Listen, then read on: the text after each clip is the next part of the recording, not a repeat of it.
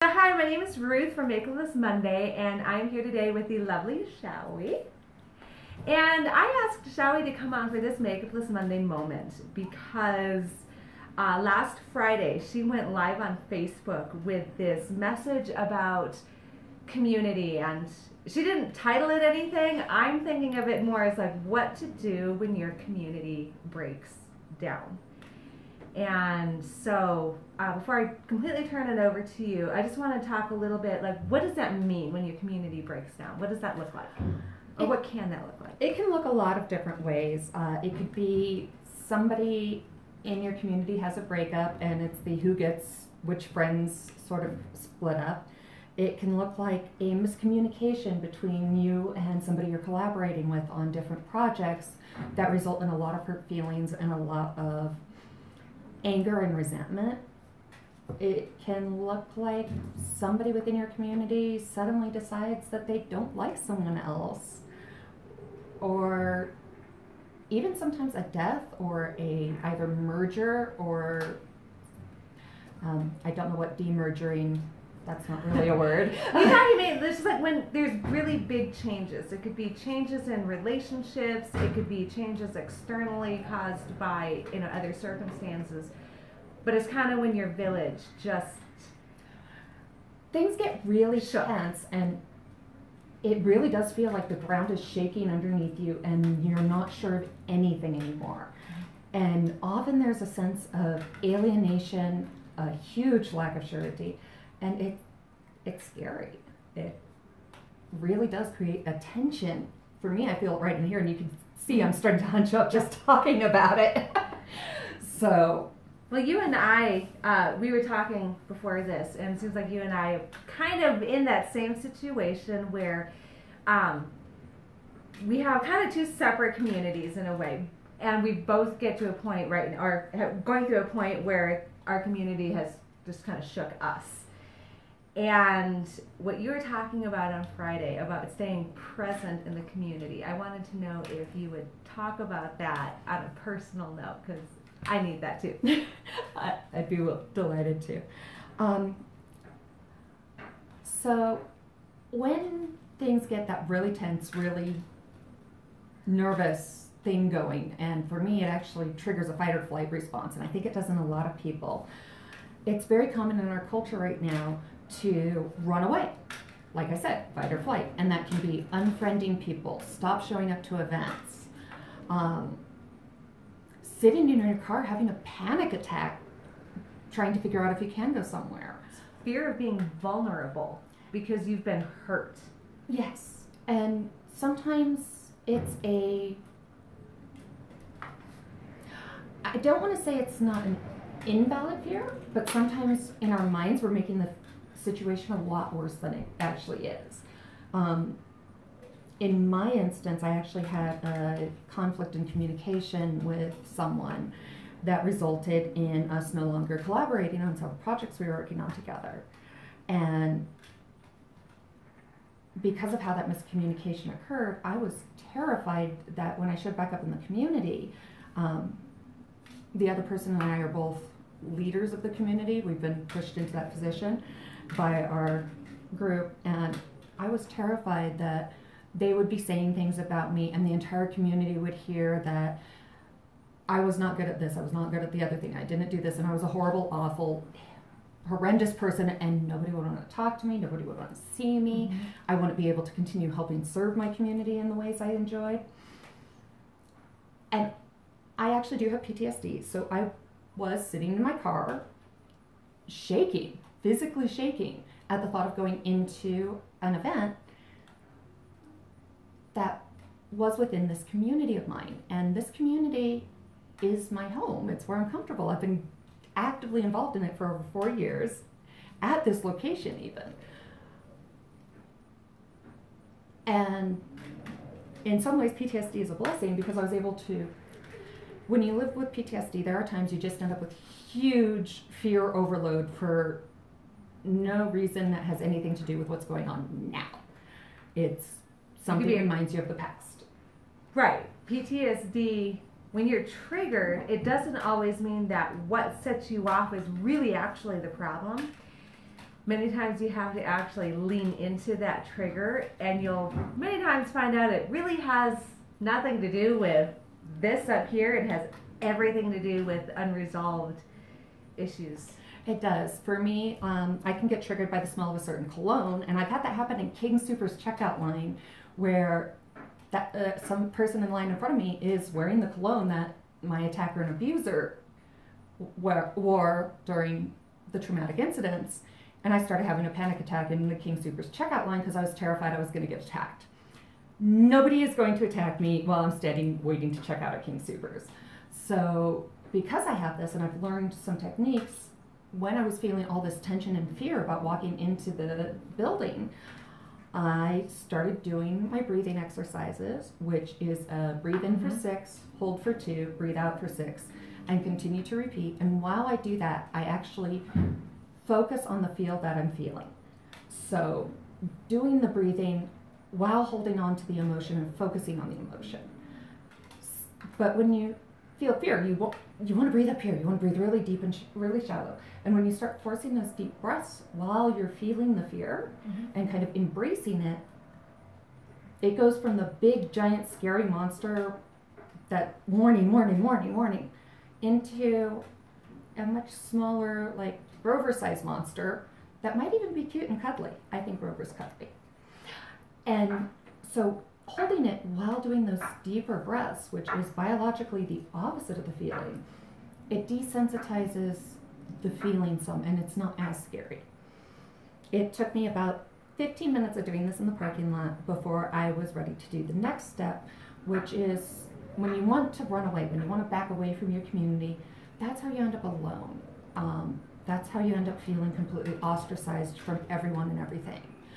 And in many instances, the people I know who have committed suicide have done so because they feel that isolation. And so isolation isn't healthy. One of the next steps after you've gotten a chance to breathe and feel that fear and hopefully have it shrink down some is to actually show up. And I had to remind myself, this is my community too. Yes, it's the other person's community. Yes, they've been involved in it longer than I have, but it's my community too. This is mine. It's so easy today. We live in a world that says, if you've been hurt by somebody, you need to pull up, you need to put up your boundaries, and you need to set yourself up so that you can never be hurt that way again. And what you're saying is very much the opposite. That when you pull up and pull out, you're really only going to hurt yourself. But it's hard. It is so hard and uncomfortable to go back and be present. Oh, it's definitely hard. One of the things I remember whenever I think about it is, no, I don't want to be hurt again. However, the only people who aren't risking getting hurt again live in graveyards. If you're alive, you're risking being hurt. Yes. Which kind of sucks because nobody wants to be hurt, but it puts things in perspective a little bit. If I'm going to get hurt by staying home, or I'm going to get hurt by going out to my community and doing something I love doing, I'll take the thing I love doing and being hurt over just being hurt at home. So that helps give me some perspective to take that active posturing and that active, this is my space and my community. And I walked into the club. And I had promised myself that I was going to stay for at least 15 minutes.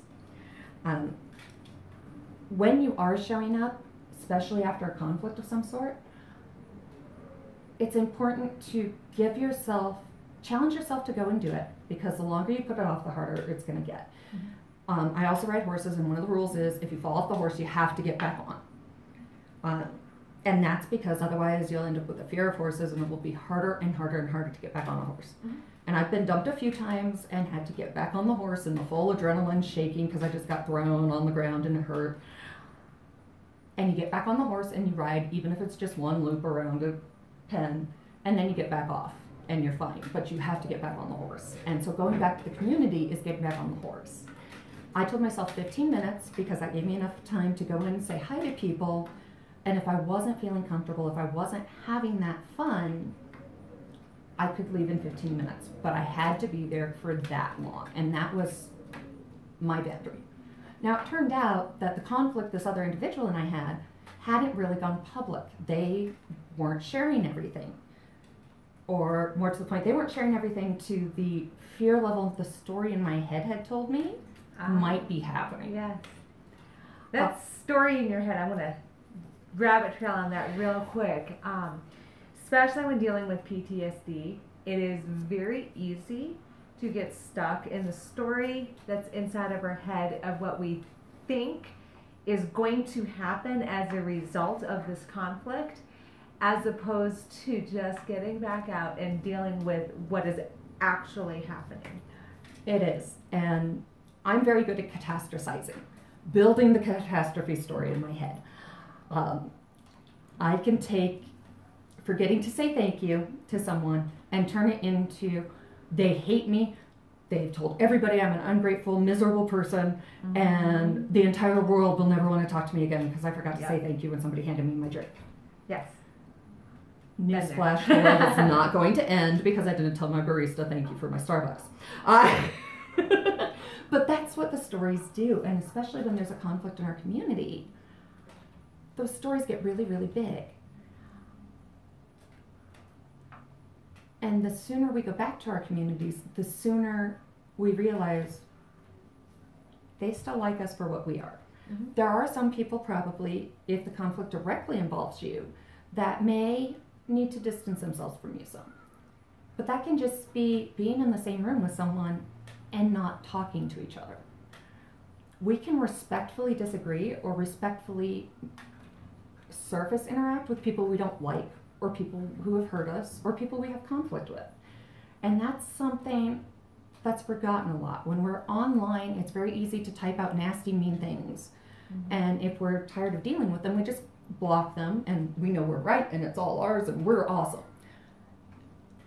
The challenge is it's a lot harder face-to-face to block somebody. I can't be here like, la, la, la, you suck, I'm good. That would just be rude. And yes, you all know what generation I just grew up in. Talk to the hand. But if I did have a conflict with you and we were at a networking event, a social event, a work event, and I can still smile and say, hi. You can still be polite. How are you? You can still acknowledge each other's presence. It's nice you're here. I'm glad you're still part of the community. Thank you. And then we can turn and walk our opposite ways and still socialize with other people. Or maybe it's not quite to the level where I'm comfortable talking to her at the moment, and it can just be nod and move on. You can go, and honestly, the community doesn't know what the miscommunication between the two of us were for the most part. I do have a very small group of friends who are members of the community, but they're what I call my inner circle. And for me, my inner circle is what I call my bitch group. It's the group of people who all of us can bitch to each other about what's going on in our lives and vent and express our concerns and our fears, that big, huge story we've made up. And all we do is we listen to each other and go, God, that sucks. Oh my God, I am so sorry you're dealing with this. You're right, that's horrible. And my bitch group is not all women, despite calling it a bitch group. I call it a bitch group because that's where we go to bitch. And we know it's going to stay in that small group. We're not going to go out and share it, so there won't be any more rumors. And for me, yeah, I was right for my things that I was doing. I did what was right for me. I also know the other person did what was right for them. And what was right for them was not what was right for me. But we both did what was right. So both of us can sit there going, I was right, I was right, I was right. But that doesn't help the community, and it doesn't really help us. Righteous indignation, while it feels good at the moment, it's kind of like that instant gratification versus long-term gratification. I think it's interesting that you're bringing up that you can actually both be right in how you're handling it and being present even if you're not agreeing. And there is plenty that you can create that safe space for the other person to be present without I just lost my train of thought there. It's not easy, but Nobody's the villain in their own story. In their version of events, Right. they're not a villain. It's like when there's an accident, the cops ask all the people what happened, they never get the same story. And they kind of have to look for the commonalities in what happened, because what we see happen is through our perception filters. Right. So you and I could go watch a movie, and for me it could have been the best movie ever, and for you it could have been the worst movie ever. The movie's still the same movie. Right. For you, it was an awful movie. For me, it was a great movie. Neither of us are wrong. And we could sit here and discuss back and forth about what made it good, what made it bad. Mm-hmm. And it's going to boil down to, you hated the movie, I love the movie. Exactly. Neither of us are wrong. We both have our opinions. We both experienced it through our filters. And we're never going to convince the other one that it's different. You're going to keep hating it. I'm going to keep loving it. We may get to the point of, yeah, I can kind of see where that particular aspect, okay, I can see where you didn't like that. That wasn't great. It's the same thing in these breakdowns in our communities. Neither person is wrong. We just both experience things differently and are both right. So even though we're right and we disagree, you can take it to that movie analogy level. Right. Where you like it, or you don't like it, I like it. I suppose I should be consistent here. And you did something that really hurt me and pissed me off. I am hurt and pissed off. But you did what was right for you. You didn't do it with the intention of hurting me and pissing me off in all likelihood. Very few people go out of their way to try and piss off other people. That's part of that villain concept. Mm-hmm. Villains go around trying to piss each other off. Nobody's a villain in their own story. They may have successfully pissed you off. There are several people who successfully pissed me off. I'm a redhead. It happens. But that doesn't mean I have to stay pissed off and allow that pissed offness to cause divisions in the community. Mm-hmm. We can show up to places, we can be polite to each other, and we can make changes in our communities, whatever makes that community, whether it's an office where you're all there because you get a paycheck. Mm-hmm. You're all there for a common cause, whatever the mission of the company is, or getting that paycheck. And you're going to keep showing up and keep doing your work. So you keep getting paid. And they're going to keep showing up and doing their work so they can get paid. And the company's mission keeps going forward. If you quit and you go away, well, you're not getting paid, which in our current society is kind of a big, huge issue. Oh, yeah. They're still getting paid. You have not hurt them in the slightest. The company's hired on a new person. Now that new person's getting paid. You're still over here not getting paid. You're losing out. And on top of that, the community and the friendships you built for however long you've been there. I still have some people I worked with years ago that they're still friends with me. When I did leave the company, we didn't stay in contact as much, but we're still friends and we still connect on Facebook. Yay. Love the internet age. And so I got to keep some of them, and some of them have come into the communities I'm in now. But if I'd been very divisive and just left the community and gone, nope, not talking to any of you because there was this problem, I lose out on all those people as well.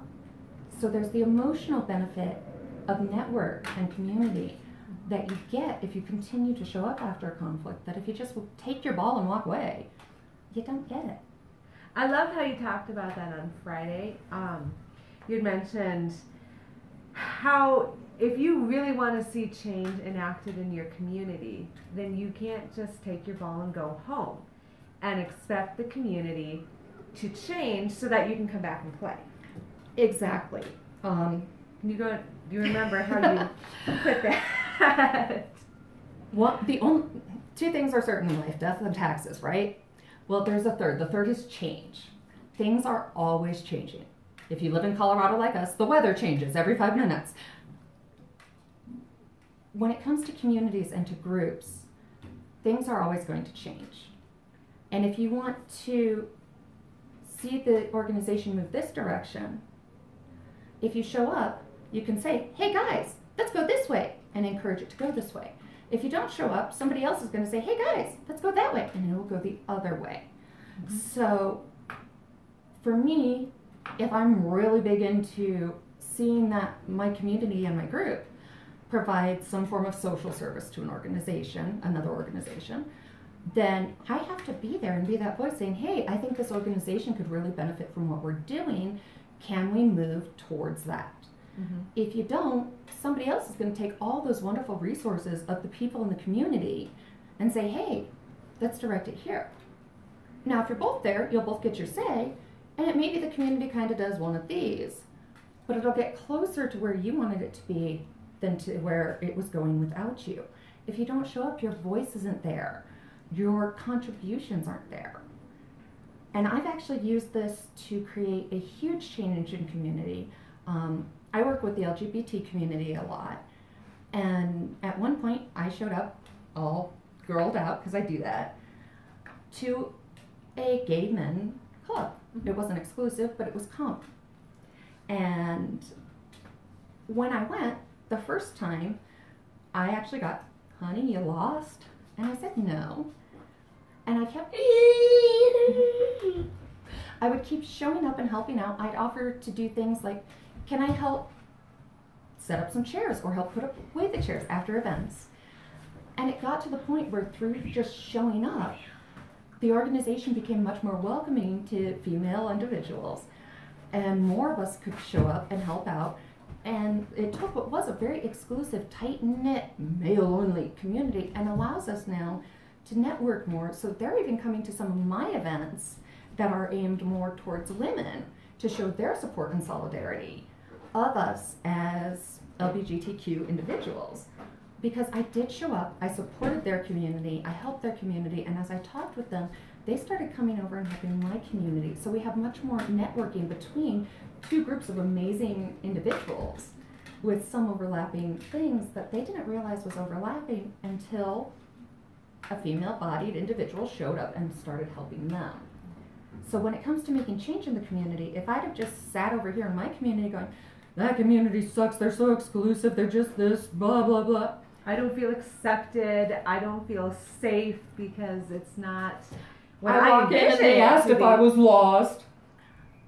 They would have stayed that way. They would have kept doing it. Now, when somebody like me walks in, well, if it's me, they're like, hey, Sherry, how are you? But when other ladies walk in, it's now, hi, how you doing? Can we help you with something? And it's not, can we help you with something? Like, you know, the salesperson who's sitting there going, please go away, my shift ends in 5 minutes and I don't want to work anymore. It's very much, hey, can we help you with something? What do you need? I like that. So pretty much what you're talking about here is the importance of show up, be present, be vulnerable, share your space, be willing to share that, be cognizant of the voices in your own head, be cognizant of the story that you're telling yourself. There may not actually be a true villain in the story. It is just difference of perspective. And then breathe. Definitely breathe. Lots of deep breaths. And remember, it's your space and your power. You get to control what goes on in your little bubble. I can only control me. I can't control everybody else. Mm-hmm. But when I walk in knowing I can control me, that weakens the hold of the fear, and it gives me the strength and empowerment to actually stand there and stand tall in my space, knowing I'm right, and knowing this is my community. I'm not going to go away. You can't kick me out of my own home. And I'm not saying that to the person I had the conflict with. I'm saying that to the monsters in my head. The monsters in your head, absolutely. Well, Joey, thank you so much for showing up today. Thank you so much for shooting this with me. I want to encourage all of you, if you're having conflict in your community, maybe take a breath. Take some time. But I would really encourage you to go back. Go back and try to be a part, and be a part of the change that you want to enact. So thank you so much. Go forth, be bold, be makeupless. You know the whole spiel that goes down at the end of every single video, so I'm not even going to go through it. All my information is going to be down in the description below, and we will see you again next week. Thank you. Bye. Take care.